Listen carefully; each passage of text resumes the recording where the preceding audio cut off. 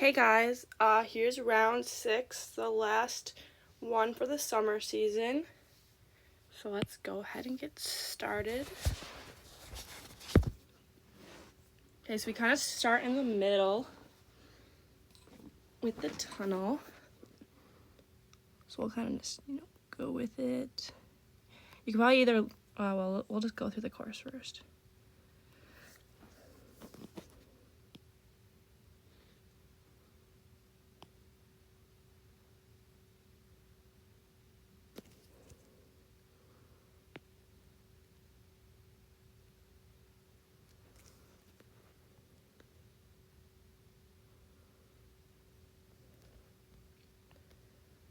$14, $15, $16, $17.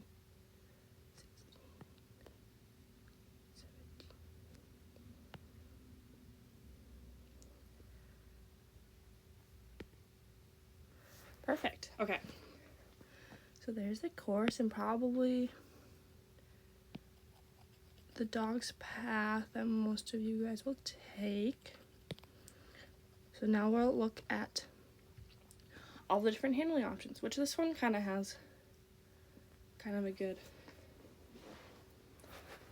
variety of things. Okay, so we'll start at 1. You guys could either probably just like start with your dog and not really have a start line stay, or you could, lead out a little bit, send it into the tunnel, and then get going. Kind of just depends on if the A-frame will be in your way or not. And then we kind of just go 2, 3, 4, which is pretty simple. So when we get up here to number 3, the weaves are definitely a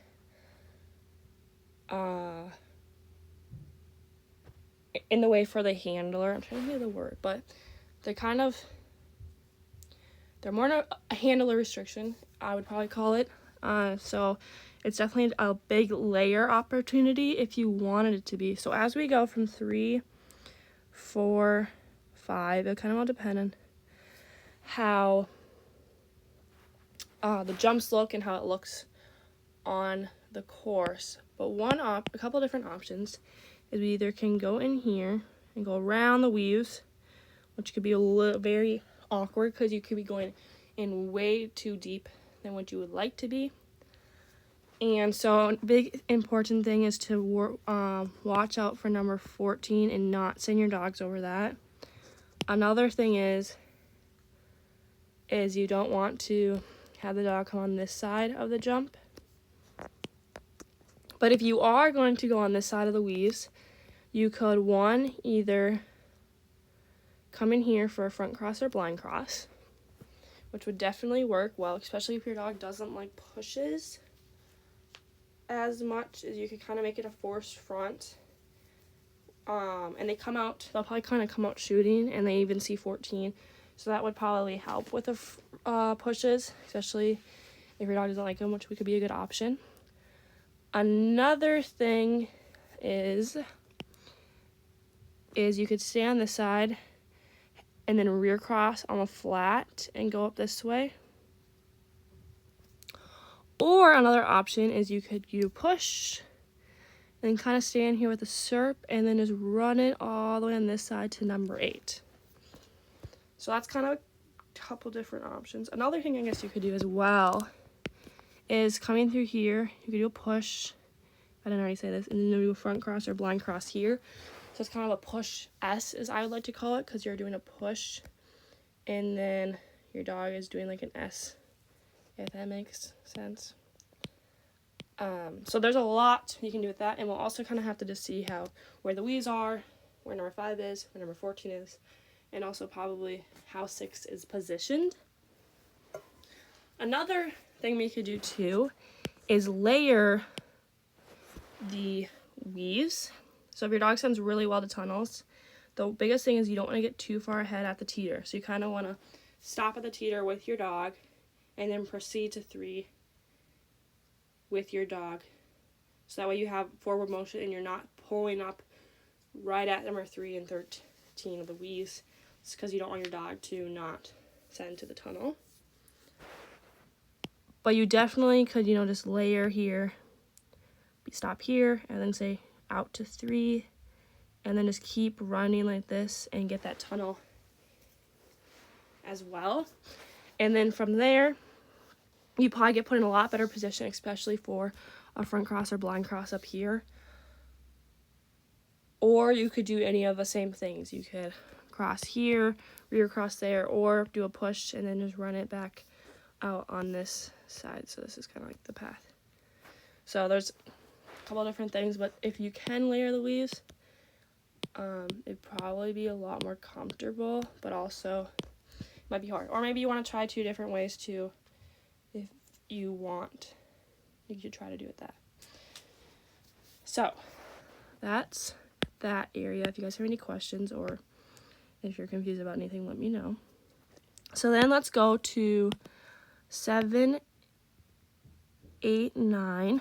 So it kind of depends on what you do from 5 to 6 to 7, where you can either come on this side of the A-frame and then do one of those like rear cross wraps and then just turn them on the flat. The biggest thing I'd say is don't put too much pressure on their path and send them over 8 the wrong direction. You really want to almost show you're going to 17, really invite them into this space right here, and then turn them going this way. So that's one option you could do. Another thing is, as you stay on that side of the A-frame, you could do a front cross or a blind cross here, and then push them around 8. Or the other thing you could do as well is, you know, if you are going to be on this side, you can just push here and then you do a little in. See, this is kind of a slice, so it'd be an in probably for sure. So make sure you really say you're inward or just here, come or whatever, so that way they don't take the back side of 9. And you just want to make sure once you send here, give them the space and then step back into that jump. Same for whatever side you end up going from the A-frame to that. So now we're going to go 9, 10, 11, 12. So come here.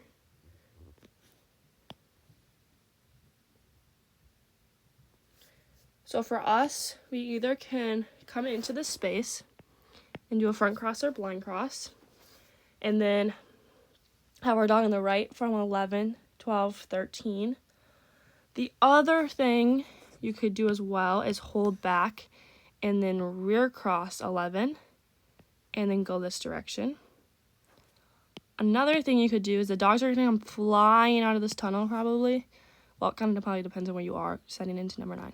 But they're either way they're going to still come out. So you got to, again, watch for 14 so they don't take that jump. So give a little calm just because this isn't too, this number 11 isn't too far away, like for distance. It's only like, what is that, 10? I don't even know if this is feet or yards. But it's 10 something right here. So they're going to come out probably already past. So it's not really going to be a push. I mean, you can definitely say push depending on what side you're on. But they should come out wanting to take 11 in this direction. So I would honestly give a little here just so they come out curving this line right here and not wanting to come out this direction.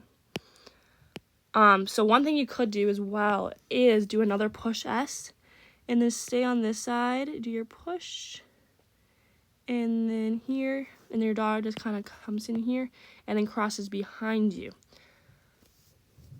So you could do that as well, or you could do a push and rear cross on the flat on this side. That's probably the most awkward one, I would maybe say, just because, and you're really opening up yourself for the dogs to send into this tunnel, which you want to be aware of the tunnel and the A-frame, and honestly maybe even the teeter. I mean, the teeter's probably the last thing you need to worry about, but it's still there if you push your dog wider than expected. So that's kind of all the different things. But then you're going from there. I think either one would work. I think the best thing though, especially if you're supporting your dogs from 11, 12, 13 into the wheeze, is either try to get a front cross or blind cross on either this side of 11, or you could do like a push S on that side. But a rear cross could work really well too if in making it really tight at number 11 as well. So honestly, all are good options there, and I think there's a really good space that you don't have to worry as much about off course. You just for 11, if you're doing any of the things, just make sure you turn your body so the dogs know you're going to 12 and not the tunnel. So this is kind of, there's not much space here to really shape the weaves, but the biggest thing I would say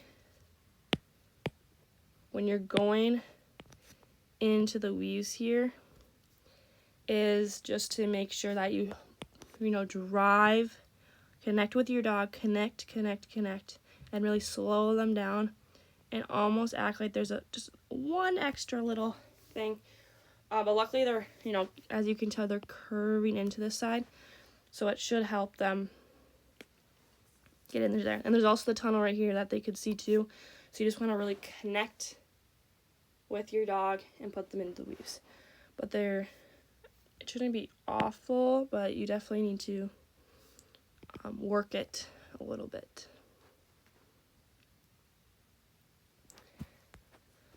So now 14, 15, biggest thing here is drive to this and make sure that as they come out of the weaves that you don't send them into 16, because they could,